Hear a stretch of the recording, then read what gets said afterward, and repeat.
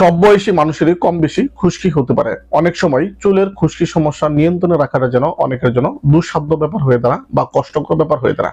আজকে তিনটি প্রাকৃতিক উপায়ের কথা বলবো। এই তিনটি প্রাকৃতিক উপায়ে ঘরে বসে চুলের এই খুশকি সমস্যা সমাধান করতে পারেন চিরতরে।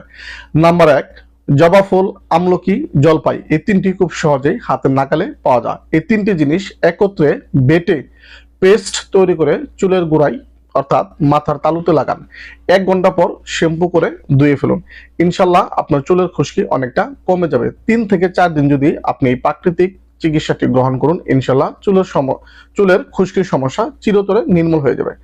নাম্বার 2, চুলের খুশকি সমস্যা দূর করতে দুর্বা ঘাস এবং নিম পাতার যেন কোনো জুড়ি নেই। দুর্বা ঘাস এবং নিম পাতা একত্রে বেটে সামান্য পরিমাণ ভিনেগার ও শসা রস মিশিয়ে পেস্ট তৈরি করে চুলের গোড়ায় অর্থাৎ মাথার তালুতে লাগান।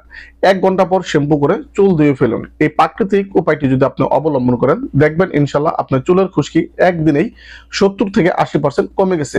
একটানা যদি আপনি 3 থেকে 4 দিন এই উপায়টি অবলম্বন করেন, ইনশাল্লাহ আপনার চুলের খুশকি চিরতরে নির্মূল হয়ে যাবে। তৃতীয় যে আরেকটি উপায় হচ্ছে, সেটি হচ্ছে কাঁচা আমলকি ছেঁচে রস বের করে নারিকেল তেলের সাথে মিশিয়ে একটি পাত্রে গরম করে নেন। তারপর ঠান্ডা হয়ে গেলে সেই তেল রোদে 2 থেকে 3 দিন শুকাতে দেন। শুকানোর পর তেলটি সংরক্ষণ করুন।